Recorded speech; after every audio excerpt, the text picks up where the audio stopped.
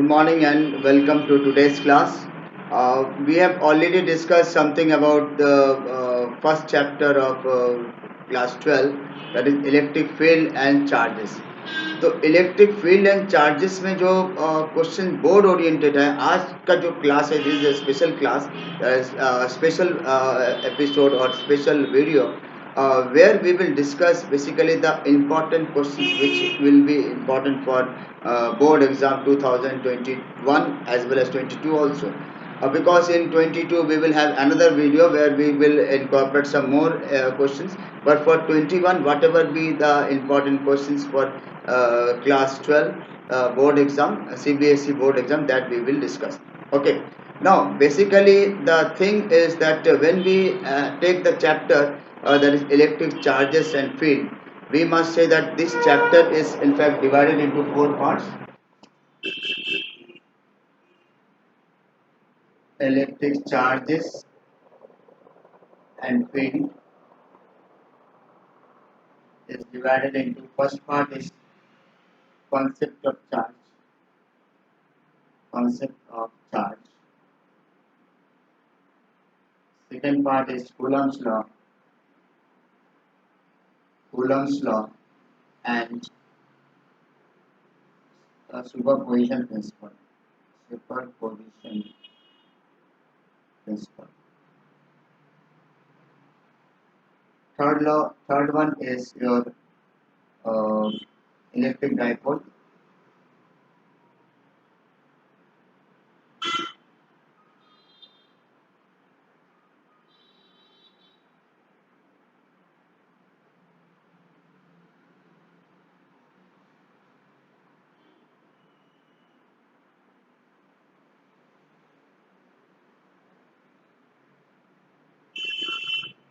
Electric dipole and Gauss law.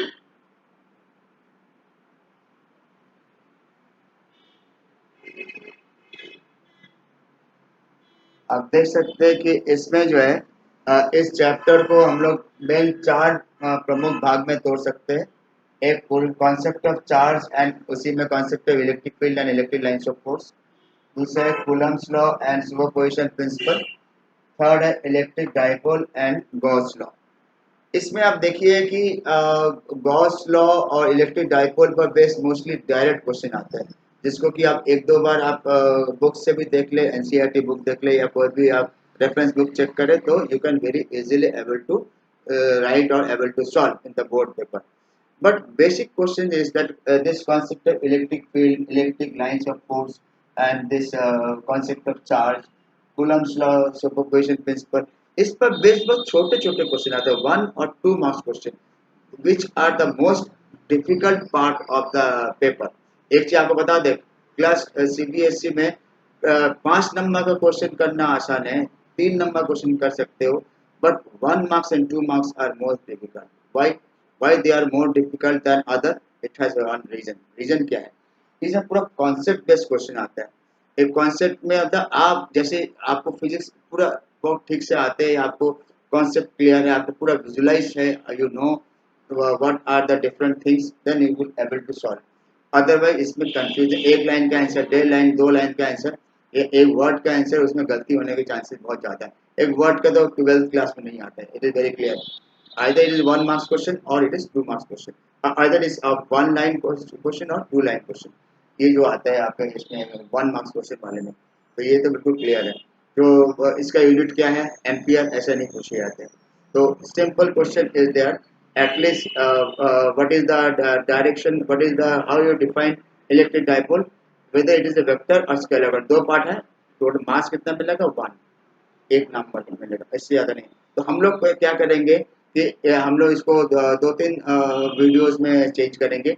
Today we will discuss basically 1 marks and 2 marks questions of the chapter. Okay, let us study one by one.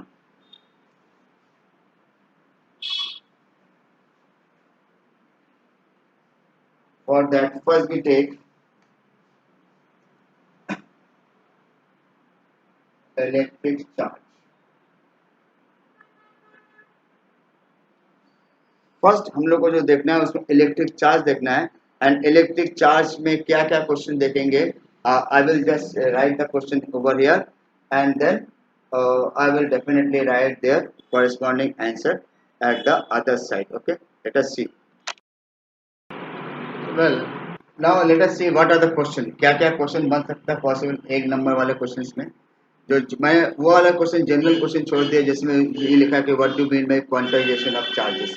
तो quantization of charges मैं यहाँ पर नहीं बताऊंगा क्योंकि उसमें simple आप जानते हो कि it is simply the charge of an it is the property of charge in fact, जिससे हम लोग क्या कहते हैं कि every charge is always an integral multiple of certain constant fixed minimum charge, that is the charge of an electron. If the charge of an electron is E, then we must say that the charge of any object could be Ne, where N is 1 2 3 4 to any number, okay, to 10 to the power 10, 10 to the power 20, any number.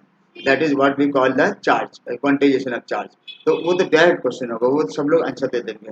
अगर कोई ये पूछे कि suppose one object has 20 electron excess, then what will be the nature of its charge and amount of its charge.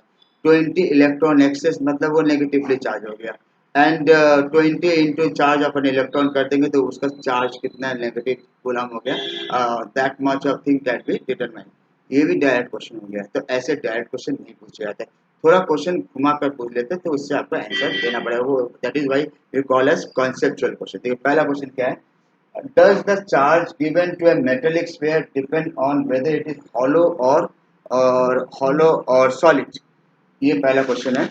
Does the charge given to a metallic sphere depend on whether it is hollow or solid? Give reason. आपको reason देना है. तो इसका जवाब क्या हो सकता है. The reason is very simple है. No it is not depend. No it does not depend. एक तो क्लियर है कि ये इस पर डिपेंड नहीं करता है कि ये हॉलो है या सॉलिड, कैसे भी है इस पर डिपेंड नहीं करता है. इस पर तो क्लियर हो गया. रीजन क्या है. In every case the charges are deposited only on the surface. हर केस में चार्जेस कहाँ पर डिपॉजिट होता है. सरफेस पे ही केवल चार्ज डिपॉजिट होता है और कहीं पर डिपॉजिट नहीं होता. ये बिल्कुल पॉइंट टू बी नोटेड. ये बहुत जरूरी है कि कॉन्सेप्चुअल जब हॉलो हो, सिलिंड्रिकल हो, क्यूबिकल हो, कुछ भी हो, हॉलो या सॉलिड की मामला है तो हर केस में केवल डिपॉजिट होगा, बाहर अंदर नहीं रहेगा चार्ज. ये अगर नॉन कंडक्टिंग होता तो नॉन कंडक्टिंग में पूरा बॉडी में चार्ज डिस्ट्रीब्यूट हो जाता है, लेकिन वहाँ पर वो अलग चीज़ है. यहाँ पर सिंपल से है कि सॉलिड लिखा हुआ है, मेटेलिक सॉलिड तो मतलब conducting solid. Question number 2. Two isolated, इसमें लिखा हुआ है two isolated charges charged copper spheres A and B of identical size have charges QA and QB respectively. A third charge C is of same size but uncharged is brought in contact with the first and then with second, finally removed from both. What are the new charges of A and B? ये दूसरा question है कि एक देखिए मैं आपको दिखा देता हूँ. You can note down even, इसको नोट कर सकते हैं पॉज करके. तो two isolated charge copper square A and B of equal size identical size of charges Q and Q B when they are brought in contact by C first. First one is contact with C and then C is taken to contact with B and then they are separated from both. But what will be the final result of for A and C? दोनों final result क्या क्या बन सकता है, क्या क्या possibility हो सकता है. तो इसके ये छोटा सा न्यूमेरिकल ध्यान दीजिए. 1 मार्क्स क्वेश्चन है तो 1 मार्क्स में आपको पेज भर के आंसर नहीं लिखना. You have not to write a very full page answer और वेरी स्टिपुलेटेड आंसर.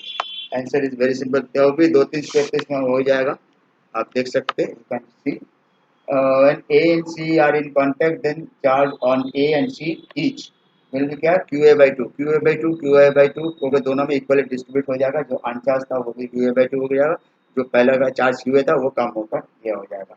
अब C के पास ऑलरेडी QA/2 है. अब ये कॉन्टैक्ट विद B हो रहा है. when C is now C is in contact with B, the final charge on B and C will be half of total charge. QB plus QA/2 तो ये हो जाएगा 2QB plus QA/4. This is the net charge on each C and B. तो B का यही final charge हो जाएगा और A का पहले चार्ज हो जाएगा QA/2. तो ये दो क्वेश्चन आपका डायरेक्ट वाला मतलब आपका जो कॉन्सेप्चुअल बेस्ड क्वेश्चन हो गया, ये हो गया। तो इसी तरह से आप तीसरा क्वेश्चन देखिए, what causes the charging of an object. क्या चीज कॉज करता है कि जिससे कि आप कोई किसी ऑब्जेक्ट को चार्ज करेंगे, क्या चीज कॉज करता है? It is simply the transfer of electron. The transfer of electron from one object to another can cause the charging. यहाँ पे आंसर भी लिखा हुआ है, when an object loses when an object loses or gains electrons by friction, conduction और induction, then it is charge.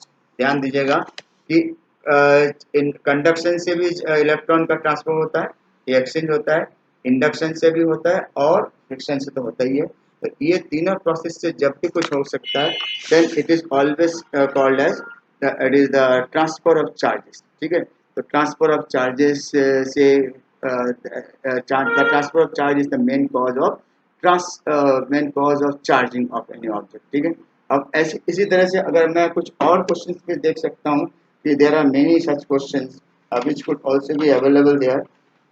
Suppose एक चीज बहुत कॉमन चीज आता है, ये यहाँ पर लिखने की जरूरत नहीं है, मैं आपको जस्ट जनरल बता रहा हूँ कि you know that when we have this plastic comb से हम लोग कंघी करते हैं, तो तो उसमें क्या हो जाएगा, उसमें एक इलेक्ट्रीफाई हो जाता है। उसके बाद हम कागज के छोटे छोटे के पास ले आते हैं तो चिपक जाता है। The same way if we have any plastic scale, if that is rubbed to our dry hair and that is again placed very close to small pieces of paper, then they are also attracted to this dry scale.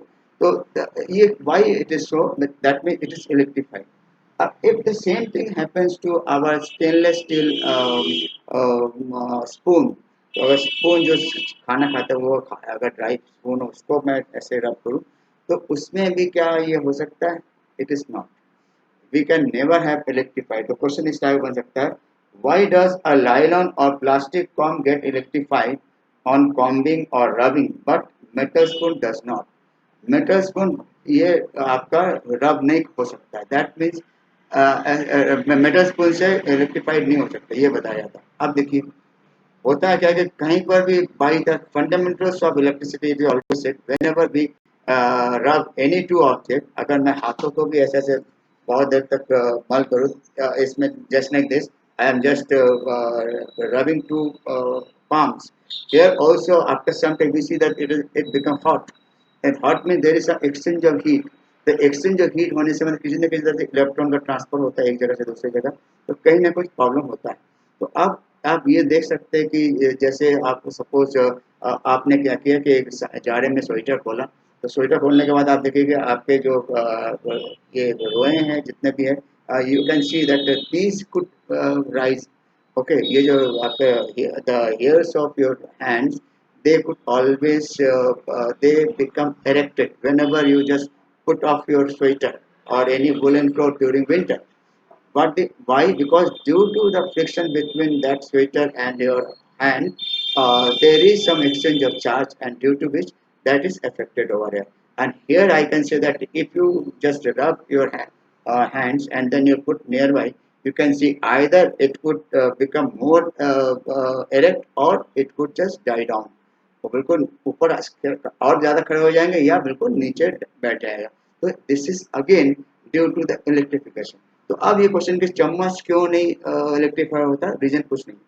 whenever you rub any two object, it is very obvious, then they will definitely be electrified, but at the same time we must know that some of the electricity will some of the electric charge gained by the spoon will move to our hands, and we our bodies are always electrically conductor। हमारे सबके body electrical conductor ये सब चालक है। तो जब चम्मच से जो इलेक्ट्रिक पॉइंट्स आएंगे जो हमारे बॉडी पर जाएंगे, they will go down to earth. Ultimately क्या हो जाएगा, what is the resultant effect? Resultant effect is that there will not be any charge left in the spoon, as so that we see that it is non-electrified, because if it is placed close to small paper piece of paper, it will never attract, or never attract नहीं कर पाएगा।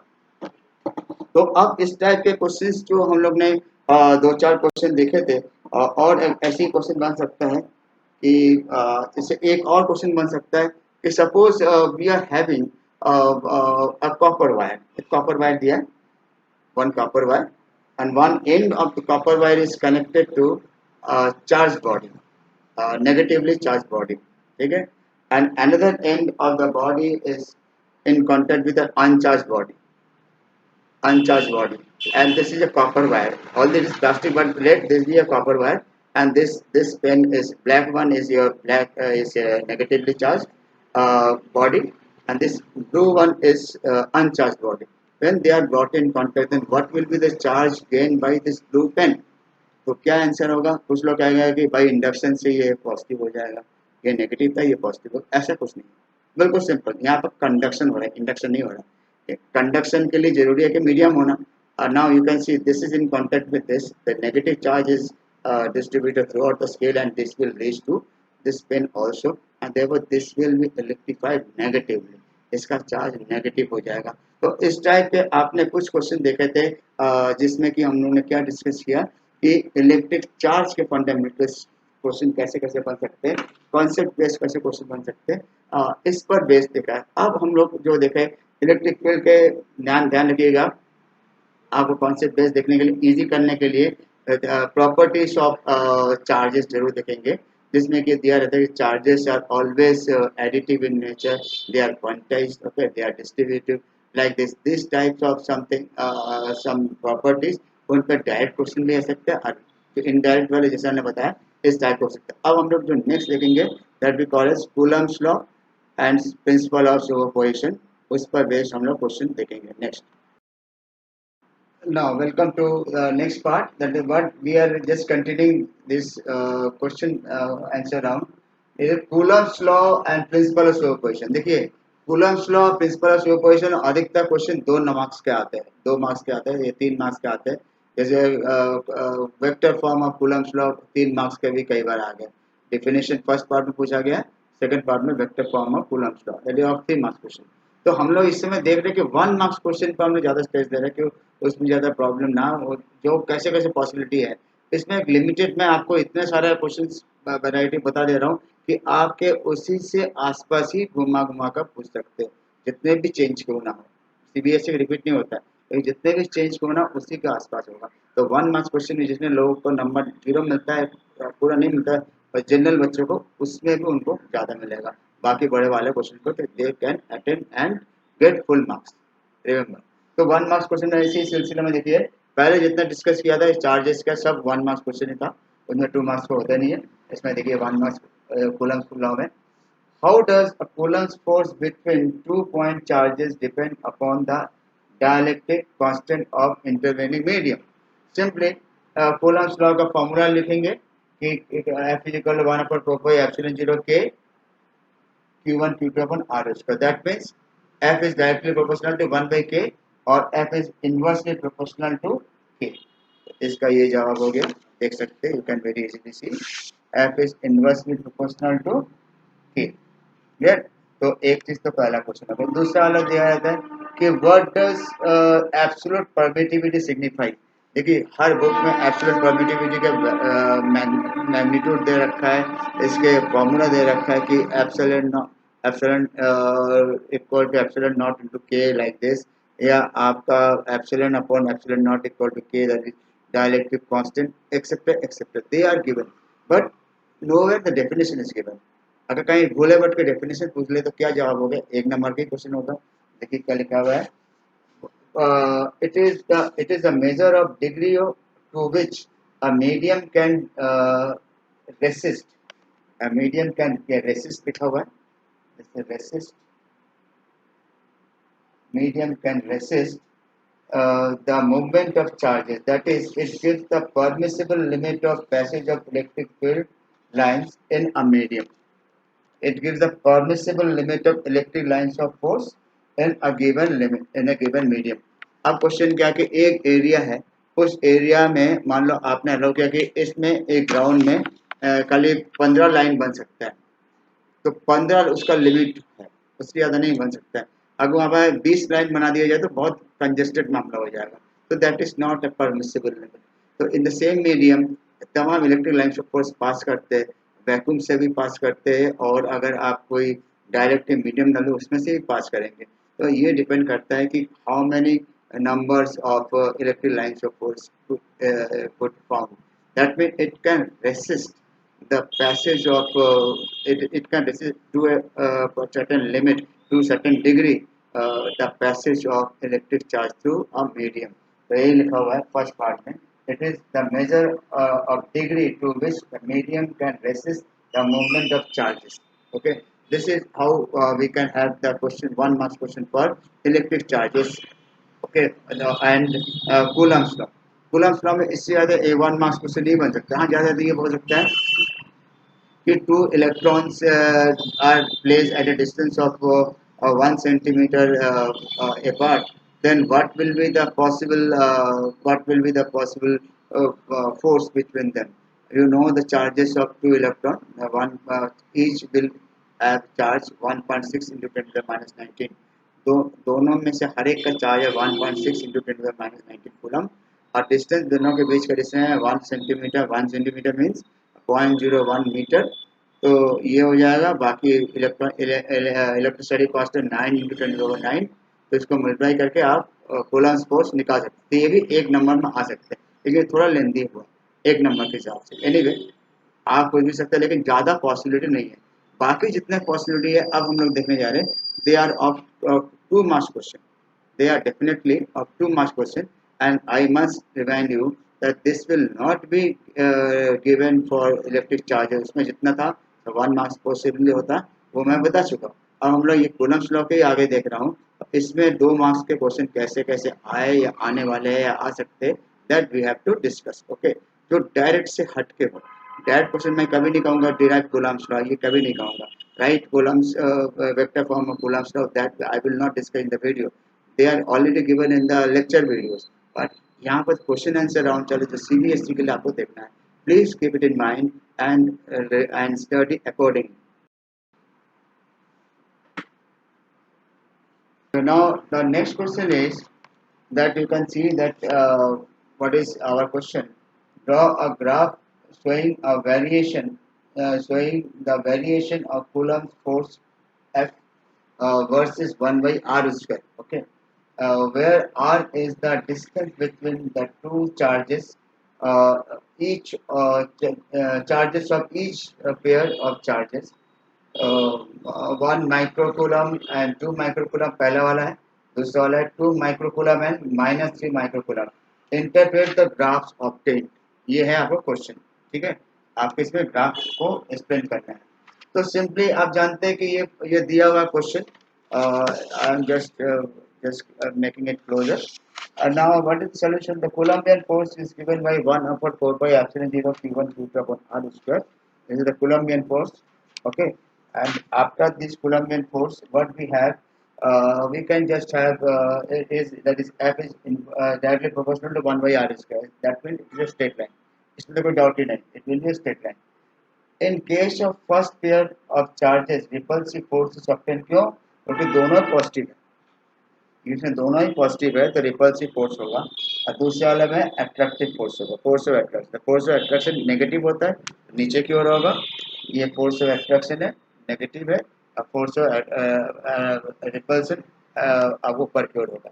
ये तो clear है। अब magnitude wise भी देखिए, ये फोर्स ज़्यादा होगा क्योंकि 2 × 3 करेंगे, Q1 × Q2 तो 6 आ जाएगा, यहाँ केवल 2 है, तो नेचुरली मैग्नीट्यूड भी ज़्यादा है रिपल्सिव की, इसलिए इसका स्लोप भी ज़्यादा है, देखो it will have larger slope for second force। Okay, that means the force of repulsion is larger in this case। So in that way we have seen some of the questions based on Coulomb's law as well as principle of superposition।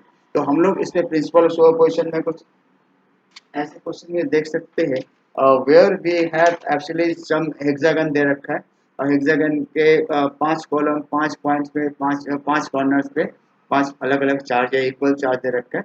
And what is the net charge, what is the net force on the centre, centre में कोई एक new charge दे रखा है।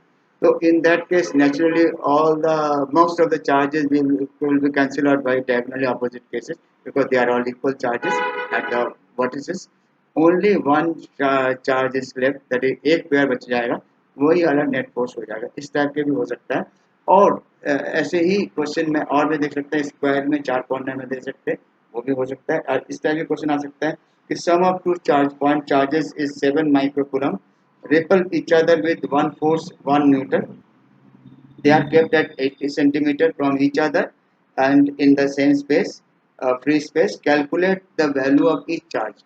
इनके बीच देखिए दो charges का सम दे रखा है, इनके बीच का डिस्टेंस दे रखा है, फोर्स इनके बीच दे रखा है। तो what is found, what is to be determined, we have to find the value of each charge. Simply algebraically होगा, इसको आप लोग निकालने के लिए 1/4 Q1 Q2 अपन आर एच कर से Q1 Q2 निकाल लेंगे। Q1 plus Q2 is already known, और इस तरह आप Q1 माइनस Q2 कैलकुलेट कर लें, और इससे आप कैलकुलेट कर सकते हैं Q1 का इंडिविजुअल वैल्यू, Q2 का इंडिविजुअल वैल्यू। तो इस टाइप का सब न्यूमेरिकल 2 मार्क्स से ज़्यादा नहीं आएंगे। I will try to attach this questions in the uh, uh, description box. इसको मैं इसका पीडीएफ मैं डिस्क्रिप्शन बॉक्स में डाल दूंगा, so that you can also have good practice. इस टाइप के और भी क्वेश्चन आप प्रैक्टिस करिएगा, लेकिन इन सबका सोल्यूशन भी आपको मिल जाएगा। We have already understood the what type of questions are generally asked in the board exam session. Next part of the lecture, we will take other topics like electric field, electric lines, or we will take Gauss law, और we will take electric dipole। तो उनके video अलग से बनाएंगे उनके questions के। तो अभी इस वीडियो में इतना तक ही है, लेकिन जितना मैं बता रहा हूँ इनको बहुत सॉलिड तरीके पढ़िए।